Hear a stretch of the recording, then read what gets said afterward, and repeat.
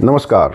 देखिए, आज के दौर में एक ऐसा संत है जिनकी बीमारी के बारे में पता चलने पर समाज के सभी वर्ग, सभी जातियां, यहाँ तक कि मुसलमानों में भी काफ़ी लोग उनके लिए दुआ कर रहे हैं। तो हम मान सकते हैं कि ऐसा संत वाकई में महान है और वो समाज को जोड़ने की बातें करता है। तभी तमाम जातियों के लोग, जो समाज हमारा इतना बटा हुआ है जातियों में, धर्म में, तमाम जातियों के और धर्म के लोग जो है उनके लिए दुआ कर रहे हैं। जी, आप बिल्कुल ठीक समझ रहे हैं। हम सब बात कर रहे हैं परमानंद जी महाराज की।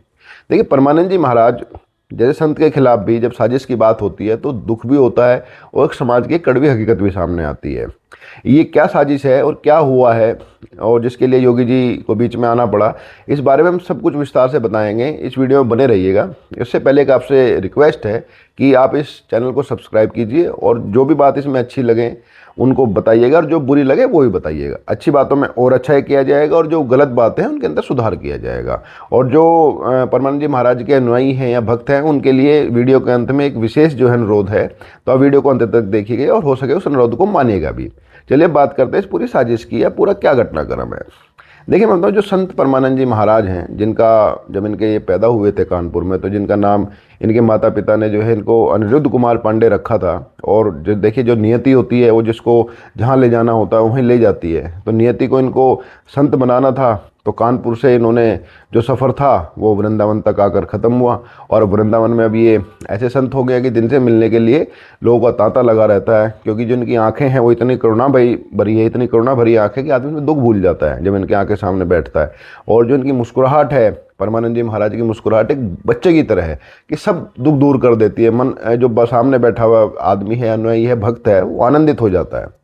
तो परमानंद जी महाराज को एक किडनी की बीमारी है, जो जेनेटिक है। डॉक्टरों का ये कहना है जेनेटिक है। और उस जेनेटिक बीमारी में जो किडनी है वो धीरे धीरे ख़त्म हो जाती है, बिल्कुल पूरी तरह से ख़त्म, नष्ट हो जाती है। तो ये बीमारी उनको है। तो अब देखिए, जो परमानंद जी महाराज है, चलो साजिश की बात करते हैं। तो परमानंद जी महाराज के बारे में मैं आपको बताऊं, देखो संत हैं ये, और जो संत का जो काम होता है वो बिना किसी लाग लपेट के, बिना किसी डर के, बिना किसी भय के, बिना किसी लालच के समाज को सही चीज़ आईना दिखाना, सही दिशा दिखाना काम वो संत का होता है। ये काम हमारी परंपरा जो है ऋषियों के ज़माने से चली आ रही है।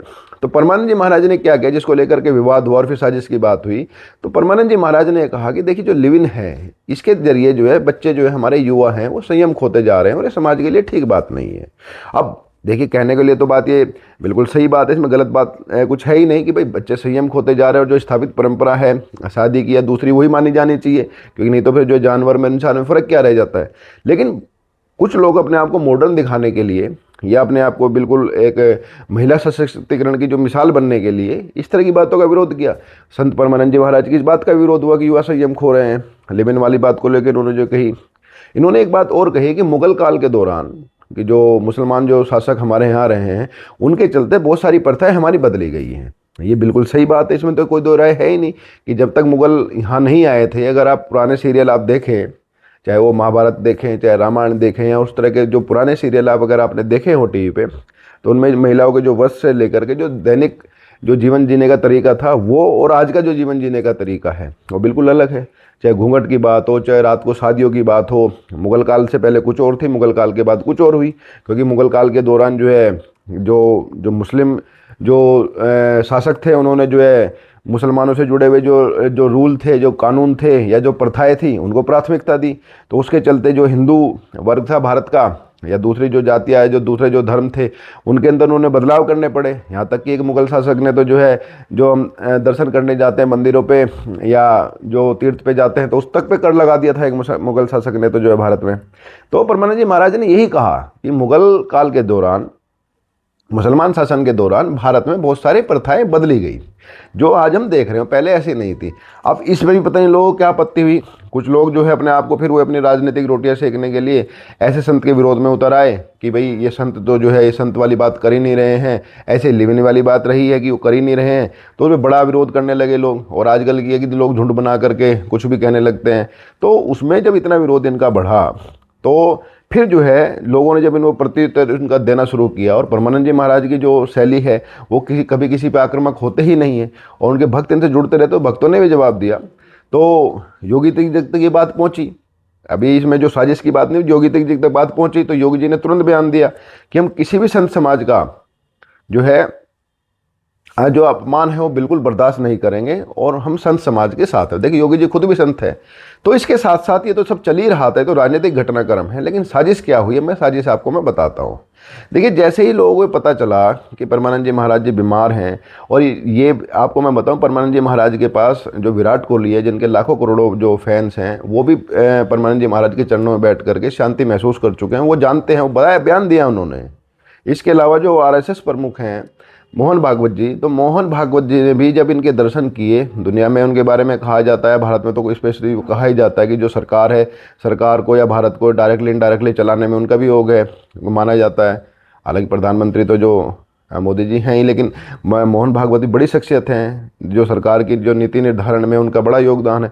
उन्होंने भी जो है अपने जीवन के मार्गदर्शन को आगे बढ़ाने के लिए, मार्गदर्शन लेने के लिए परमानंद जी महाराज के दर्शन किए, तो दुनिया भर में प्रसिद्ध हैं ही।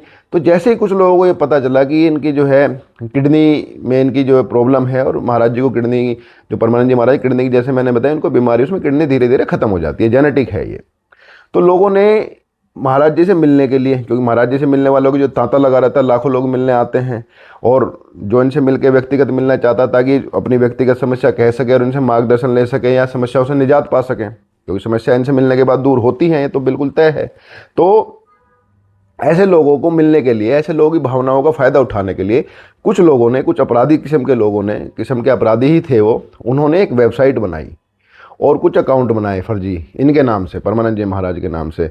और वहाँ उन्होंने कहा कि हम जो इनसे मिलना चाहता है व्यक्तिगत रूप से हम मिलवा देंगे, लेकिन उसके लिए एक टोकन लेना पड़ेगा, जिसकी जो कीमत है 3,000 से 5,000 रखी गई। तो काफ़ी लोगों ने कि जो मिलना चाहते हैं भाई परमानंद जी महाराज से, सभी लोग मिलना चाहते हैं जीवन में जिसके भी समस्याएं हैं, और समस्या आजकल ज़्यादातर लोगों के साथ है ही, चाहे वो उनके कर्मों के चलते हो, चाहे उनके क्रियाकलापों के चलते हो, या जैसे भी हो, तो लोग मिलना चाहते हैं इनसे।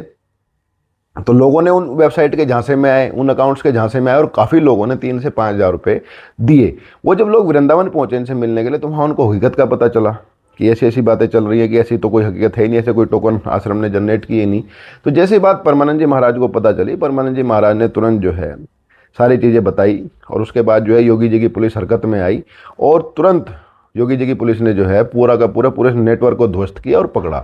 इसके साथ साथ जो परमानंद जी महाराज का आश्रम है, और परमानंद जी महाराज ने स्वयं ने ये बिल्कुल स्पष्ट किया कि परमानंद जी महाराज से व्यक्तिगत रूप से मिलने के लिए जिसको मिलना है वो आश्रम में आए, मिले इनसे, उसके लिए ना तो कोई पैसे लिए जाते हैं, ना इस तरह कोई टोकन जनरेट होता है। ये बात भी स्पष्ट हुई। अब इनकी बीमारी की बात जैसे ही बात आई, अभी कुछ दिन पहले पता चला कि और बीमार हुए हैं थोड़े ज़्यादा है, तो फिर कुछ अकाउंट क्रिएट हुए हैं जिनमें पुलिस लगाम लगाने की कोशिश कर रही है, और पकड़ भी लेंगे जल्दी।